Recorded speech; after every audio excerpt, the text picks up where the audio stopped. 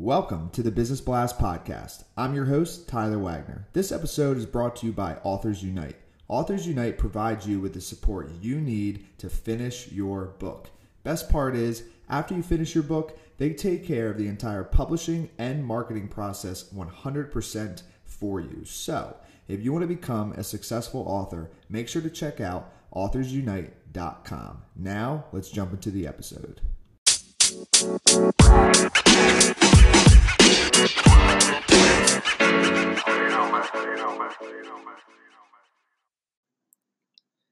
All right, everyone. Welcome back to another episode of the Business Blast Podcast. I'm your host, Tyler Wagner. Today, I have Isabel Hundt with us. She is a speaker, 2 times Amazon bestselling author, transformation coach supporting highly sensitive world changers, aka empath warriors. Her mission is to help nations to meet once again on equal ground through emotional healing. So welcome to the show. Thank you so much for having me. I'm excited. Of course. We're excited to have you on. So the first one I have for you, Isabel, is what is the best story from your life that has an underlying valuable message? Okay, there's a lot because, well, my story is quite a bit up and down, but I think the one that sticks out to me the most looking back is a little backstory. I'm originally from Germany and I moved to the US about 9 years ago, but I had a prophetic dream at the age of 12 that I would have to come here for a specific mission. And so my whole life was pretty much driven towards that dream and attached to that dream as well. And there were a lot of ups and downs, like really crazy. We're not going to be able to get into all of that. However, at one time, it was so bad that I had to go to Canada. I almost got deported because visa things didn't work out, money didn't come through, all the crazy stuff that you don't really expect when you think you're supposed to live your dream at some point. And so I had to go to Canada. And I went there with a friend. I already had everything packed just in case I had to leave and go back to Germany. And going through the Canadian border, through the checkpoints, it was quite interesting. Apparently, they're quite used to that. They just looked at me and smiled. I'm like, okay, good luck. It's like, well, thank you.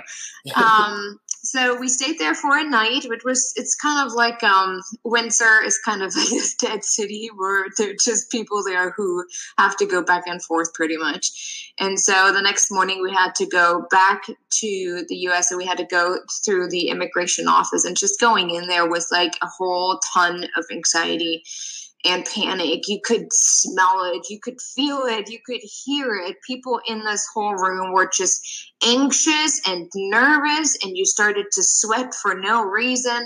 And I, at some point, I turned to my friend. I was like, I'm just going home. I can't sit in this room. I can't handle this. I don't know where this is going to go. I'm done. I don't think my dream is ever going to work out.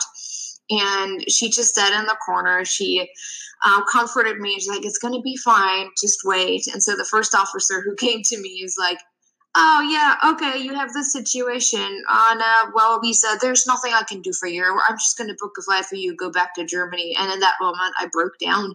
I cried. I'm like, no, okay, after all those years, it's going to end here. And I'm in my late 20s and I haven't reached anything yet. I had never had a job. I did actually finish my degree in sociology and psychology, so I can't say nothing, but I'm not where all my friends are. Let's say it that way. And so while I was standing there in shock, I didn't know what to say.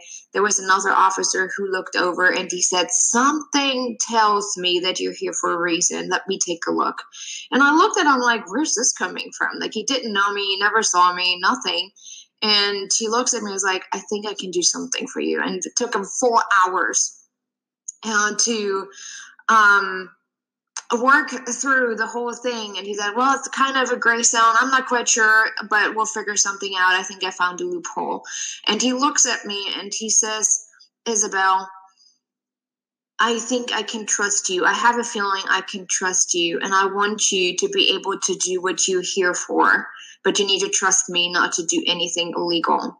And the message in this whole situation is that sometimes you have to hit rock bottom to get to a point of surrender. At that point, I let go of all my plans. I let go of that dream. I mean, I still had that dream, but I was not attached to how it is supposed to come about. I just really let go of everything. And that's when things started to work out fast. From there, my life pretty much changed really, really, really fast. And then moving forward, it's been 10 years now. So now I actually do live that dream that I had over 20 years ago. But I had to get to a point where I was no longer trying to control. And I think the most success we experience when we stop trying to control life and just really starting to listen to our heart and trusting in the flow of life. Wow, that is amazing. That is awesome. Thank you for sharing that with us. The next one, Isabel, that I have for you is, what is the most valuable piece of information we should know that's within your expertise or industry? Mm-hmm.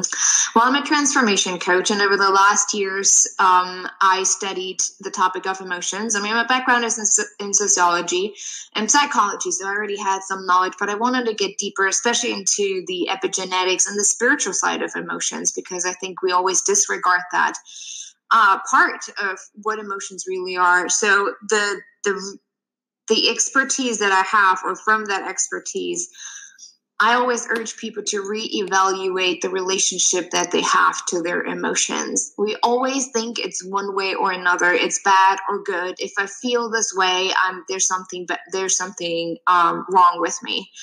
If I have this kind of experience and this emotional expression, I have to react in some way, or I have to respond in this certain way, the way we have been taught through social stigma.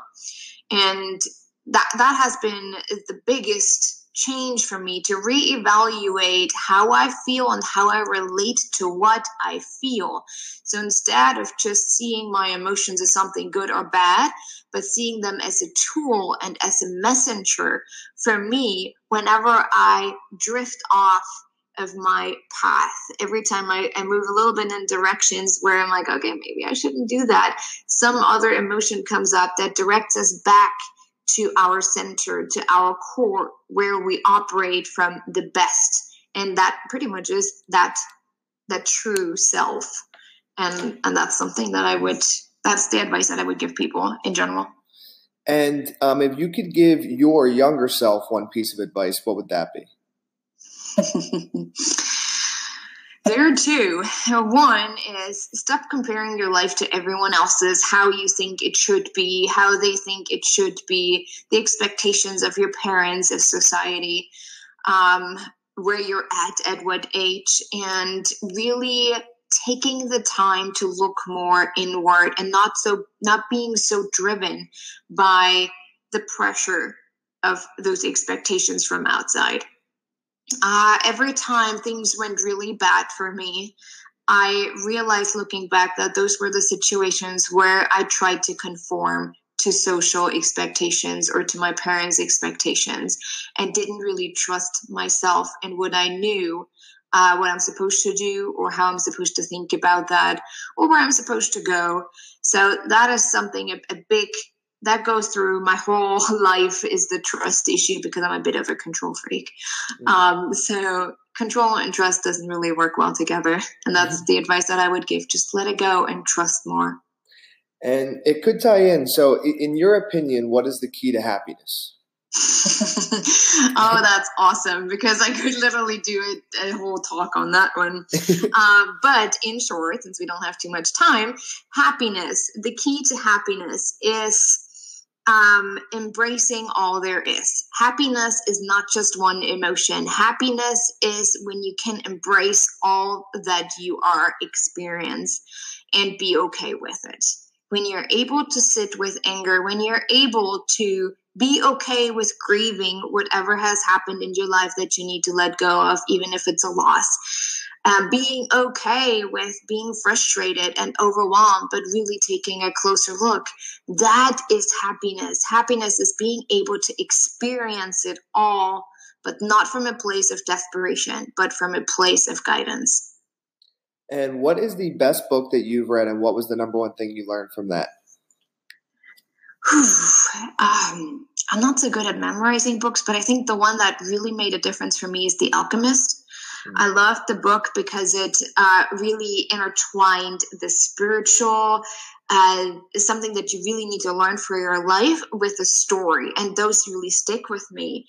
And I think something that stuck with me from that book was that if we interfere with the path of other people, with their path, when we try to fix them, when we try to move them in a certain or in a certain direction, we will never discover our own path, because we're so fixed on everyone else's path that we forget what our path is. And in the book, I think it describes really well how our dreams have magnificent meaning, how our emotional state is guiding us, how everything around us is a piece, a hint, something that allows us to see, oh, okay, I'm actually on the right path, or this is the next treasure that helps me to find the big treasure.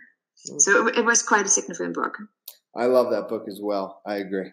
And what is your favorite quote and why? Okay, I'm gonna be totally blunt here because I can't remember quotes, to be honest. Okay. I'm just gonna push it. I'm just gonna blame it on English being my second language. But I do have one that I really like, and that's: you don't just express your emotions, you express a story, which is your story. And that's pretty much my quote. So that's why I remember it, because I came up with it. But it has a very big significance for me, and is very important every time I find myself a little bit in the trap where I'm like, okay, I'm not just expressing my emotion, I'm expressing my story. Yes. Thank you so much for coming on. This was a very insightful interview. The last one I have for you before we let you go is: where can our audience best find and connect with you online?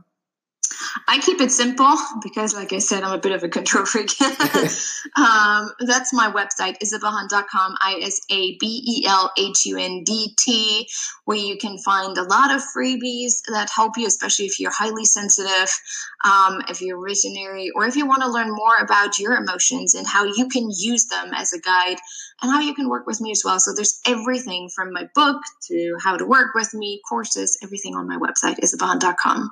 Awesome. Thanks again for jumping on. Thank you so much for having me.